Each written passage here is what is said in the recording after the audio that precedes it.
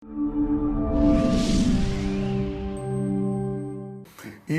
പ്രളയത്തിന് ശേഷം അങ്ങയുടെ മണ്ഡലത്തിൽ മമ്മൂക്ക വരുമ്പോൾ മമ്മൂക്കയുടെ കൂടെ ഞാനും ഉണ്ടായിരുന്നു. അത് കഴിഞ്ഞ് തിരിച്ചു വരുമ്പോൾ മമ്മൂക്ക എന്നോട് പറഞ്ഞൊരു കാര്യമുണ്ട്. ഇയാൾക്ക് കരയാൻ മാത്രമല്ല കേട്ടോ, ഇയാൾ ഇപ്പോഴും ഓടിക്കൊണ്ടിരിക്കുകയാണ്. മമ്മൂക്കയുടെ കൈ പിടിച്ച് വരെ വലിച്ചുകൊണ്ട് മിനിസ്റ്റർ പോവുകയായിരുന്നു. അപ്പോൾ അതൊക്കെ ഞങ്ങളെപ്പോലെ ഉള്ള ആൾക്കാർക്ക് വലിയ അത്ഭുതവും വലിയ ആവേശവുമാണ്. അല്ല, അദ്ദേഹത്തിൻ്റെ ഒരു കമൻറ്റ് അത് വളരെ രസമാണ്. കരയാൻ മാത്രമല്ല ഓടിക്കൊണ്ടിരിക്കുന്ന മനുഷ്യനാണ്. അപ്പോൾ ഇവരുമായിട്ടൊക്കെ മമ്മൂക്കയടക്കമുള്ള ആളുകളുമായിട്ട് ഈ സാംസ്കാരിക രംഗത്തെ പ്രവർത്തനങ്ങൾ, സിനിമാ മേഖലയിലെ പ്രവർത്തനങ്ങൾ ചർച്ച ചെയ്തൊരു അനുഭവം ഈ കാലയളവിൽ മന്ത്രിക്കുന്നു. മമ്മൂക്ക, പിന്നെ മോഹൻലാൽ, പിന്നെ പൃഥ്വിരാജ്, ജയറാം, ഇവരൊക്കെ എന്ന് പറഞ്ഞാൽ എനിക്ക് ഭയങ്കര മാനസിക ബന്ധമാണ്. കാരണം പലർക്കും അറിയാത്ത ബന്ധമുണ്ട്. കാരണം അത് ഈ 2010 പ്രളയമാണ്. അതിൽ ഈ മമ്മൂക്ക വരുമെന്ന് പറഞ്ഞാൽ ഒരു 1.5 വരവായിരുന്നു. 1.5 വരവാണ്. കാരണം എന്ന് വെച്ചാൽ ആ സമയത്ത് ടെൻസ്ഡാണ്. ഈ നമ്മുടെ ഈ ആളുകൾ താമസിക്കുന്ന ക്യാമ്പിൽ ഒന്നുമില്ലല്ലോ, എല്ലാം ഓടിക്കൂടി കയറുമല്ലേ. അപ്പം നിലവിളിയാണ്, സങ്കടമാണ്, എല്ലാം നഷ്ടപ്പെട്ടു. തിരിച്ചു ചെല്ലുമ്പോൾ ഒന്നുമില്ല. ആ വീടിനകത്തുള്ള മുഴുവൻ വീട്ടുപകരണം നശിച്ചു, വളർത്തുമൃഗങ്ങളെല്ലാം ചത്തുപോയി, വണ്ടിയെല്ലാം പിടിച്ചു പോയി, ഒന്നുമില്ലാതെ കൂടി കയറുന്നത്. ആ സമയത്ത് ഇദ്ദേഹത്തിൻ്റെ വരവ്, അത് പറഞ്ഞ കാര്യം സോനം ഇവരെല്ലാം ഉണ്ടായിരുന്നു. ഇദ്ദേഹം വന്നപ്പോൾ ഇദ്ദേഹം ഭയങ്കര മലയാളത്തിൻ്റെ അഭിമാനമല്ലേ, മൂടങ്ങ് മാറി. അപ്പോഴത്തെ എല്ലാം കൂടെ മമ്മൂക്കോ എന്ന് പറഞ്ഞ കൂടെ അരച്ച് കയറി. അവിടെ ആ മാനസികമായ അവരുടെ പിരിമുറുക്കം അങ്ങോട്ടങ്ങ് പോയി. എനിക്ക് ഈ മനുഷ്യനെ മറക്കാൻ പറ്റുമോ? മന്ത്രിയായപ്പോഴോ?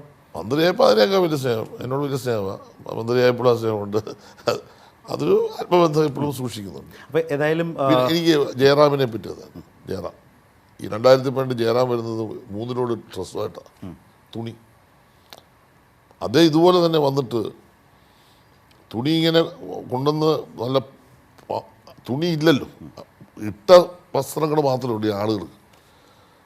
അദ്ദേഹത്തിൻ്റെ ഈ പിന്നെ ഈ മിമിക്സ് നമുക്ക് ഒത്തിരി, അവിടെ എല്ലാം പുള്ളി വന്ന് മിമിക്സ്, ഓരോ അവിടെ ചെന്ന് സ്ട്രെസ് കൊടുക്കുക, പുള്ളി 2 വർത്താനം, പഴയ മിമിക്രി ആർട്ടിസ്റ്റാണ്. അതെ, അടിക്കുക.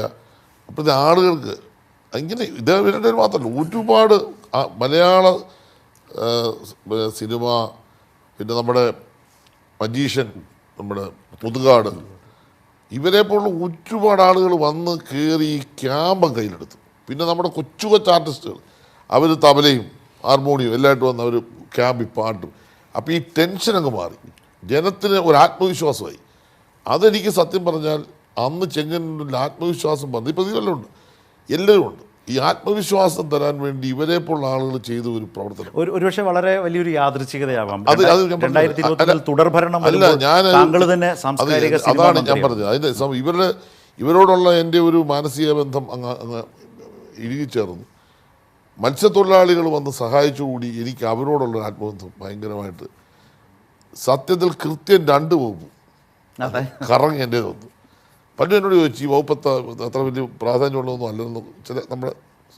ഞാൻ പറയുന്നത് പ്രാധാന്യം ഏത് വകുപ്പാണോ അത് കൊണ്ടു നടക്കുമ്പോഴാണല്ലോ അതിന് പ്രാധാന്യം വരുന്നത്.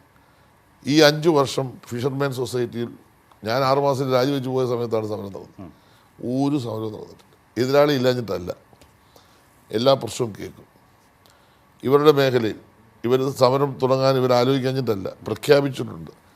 പക്ഷെ ഞാൻ അവരിലേക്ക് ചെല്ലും, എന്താ പ്രശ്നം, നമുക്കവിടെ ഒരു തലക്കനമൊന്നുമില്ല. അപ്പോൾ അവസാനം ഇവർ സമരം പ്രഖ്യാപിച്ചു, വിളിച്ചിരുത്തി സംസാരിക്കും. ഒരു ഡയലോഗിലൂടെ തീരാവുന്നുള്ള എല്ലാ പ്രശ്നവും.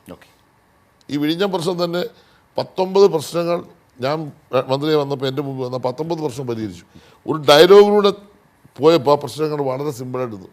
പക്ഷേ ഇതിനെല്ലാം ഒരു ഗുണമുണ്ട്. ഞാൻ മുഖ്യമന്ത്രിയെ പറ്റി ഒരു കാര്യം കൊണ്ട് ഇതിനിടയ്ക്ക് പറയണ്ടേ, ഇതൊക്കെ ചെയ്യുമ്പോൾ അദ്ദേഹത്തിൻ്റെ ഒരു പിന്തുണ ഉണ്ടല്ലോ. നമ്മളൊന്ന് ചോദിക്കണമെന്നേ ഉള്ളൂ. മൂപ്പട്ടൊക്കെ ഒന്ന് ചോദിച്ച് ഈ വിഴിഞ്ഞത്തെ ആ കാര്യങ്ങൾ ധൈര്യമായിട്ട് ചെയ്യും, മുന്നോട്ട് പൊക്കോളുക. പോയി കഴിഞ്ഞാൽ പിന്നെ ഒരു കാര്യമുണ്ട്, അത് പൂർത്തീകരിക്കുന്ന എന്തെങ്കിലും തടസ്സം വന്നാൽ അവിടെ ഒരു പ്രശ്നമല്ല, പിന്തുണ കിട്ടും. അപ്പോൾ നല്ലൊരു ആത്മബലവും ആത്മവിശ്വാസവും നമുക്ക് മുഖ്യമന്ത്രിയിൽ നിന്ന് വരുന്നുണ്ട്. അതിൻ്റെ ഭാഗമായി മറ്റ് സഹപ്രവർത്തക മന്ത്രിമാരും നന്നായി കോപ്പറേറ്റ് ചെയ്തിട്ടുണ്ട്.